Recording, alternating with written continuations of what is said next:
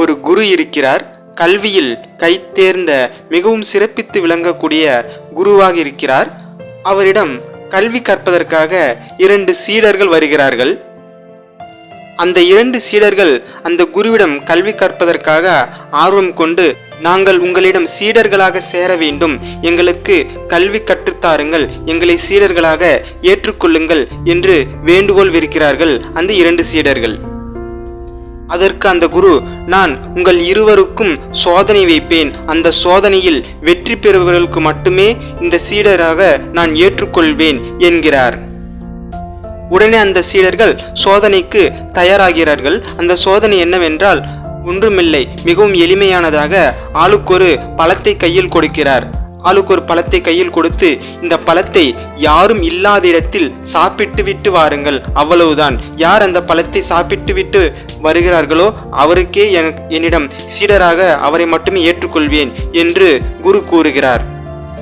உடனே அந்த 2 சீடர்களில் முதல் சீடன் யாரும் இல்லாத ஒரு குட்டிச்செவுத்தின் அருகில் நின்று அந்த பழத்தை சாப்பிட்டு விட்டு உடனே ஓடி வருகிறான். 2வது சீடனோ எங்கெங்கோ அலைந்து திரிந்து விட்டு அந்த பழத்தை சாப்பிடாமல் முழுமையாக அப்படியே கொண்டு வந்து விடுகிறான். அப்பொழுது முதல் சீடனிடம் அந்த குரு கேட்கிறார், பழம் எங்கே தம்பி என்று கேட்டபோது, அங்கு யாரும் இல்லை, ஒரு குட்டிச்செவுறு தான் இருந்தது, அங்கே பழத்தை சாப்பிட்டு விட்டு திரும்பி வந்து விட்டேன் என்கிறார். பிறகு அந்த குரு 2வது சீடனிடம், நீ ஏனப்பா பழத்தை சாப்பிடவில்லை, ஏன் அப்படியே திருப்பி கொண்டு வந்து விட்டாய் என்று கேட்ட பொழுது அந்த சீடன் சொல்கிறான், குருவே, நான் எங்கெங்கோ அலைந்து திரிந்து விட்டேன், ஆனாலும் அங்கு யாராவது ஒருவர் இருந்து கொண்டேதான் இருக்கிறார், என்னால் பழத்தை சாப்பிட முடியவில்லை என்கிறான்.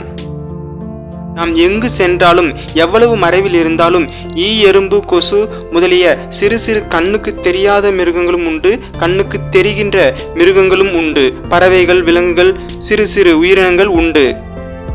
அப்படியே எந்தவித உயிரினங்களும் இல்லாமல் இடத்தில் நாம் தேர்ந்தெடுத்து அந்த பழத்தை உண்ண வேண்டும் என்றாலும் அங்கு நமக்கே தெரியாமல் இறைவன் ஒருவன் இருக்கிறான், எப்பொழுதுமே இருக்கிறான், நம்மோடு இருக்கிறான், அவன் இல்லாத இடமே இல்லை. ஆகவே நாம் அந்த பழத்தை எந்த இடத்திலும் யாருமே இல்லாத இடத்தில் சாப்பிடுவது என்பது முடியாத காரியம். அதனால்தான் இந்த பழத்தை உங்களிடமே திருப்பி கொடுப்பதற்காக கொண்டு வந்து விட்டேன் என்கிறான். அப்பொழுது அந்த குரு சொல்கிறார், நீதானப்பா எனக்கு ஏற்ற சீடன், உனக்கு கல்வி கற்று தந்தால்தான் எதையுமே புரிந்து கொள்ளக்கூடிய மனப்பக்குவம் உனக்கு வரும். முதல் சீடனை பார்த்து சொல்கிறார், உனக்கு எவ்வளவுதான் கற்று தந்தாலும் உனக்கு கல்வி ஏறாது, நீ ஒரு ஞான சூன்யம் என்று அந்த முதல் சீடனை விரட்டி விடுகிறார். 2வது சீடனான அந்த பழத்தை முழுவதுமாக சாப்பிடாமல் கொண்டு வந்த அந்த 2வது சீடனை மட்டும் பாராட்டி குரு ஏற்றுக்கொள்கிறார். இந்த கதையின் மூலம் நாம் புரிந்து கொள்வது என்னவென்றால், இறைவன் என்பவன் எங்கும் இருப்பான், எதிலும் இருப்பான் என்ற மாபெரும் தத்துவம் இந்த சிறு சோதனையின் மூலம், அதாவது இந்த குரு நடத்திய சிறு சோதனையின் மூலம் நமக்கு எளிதாக விளங்குகிறது.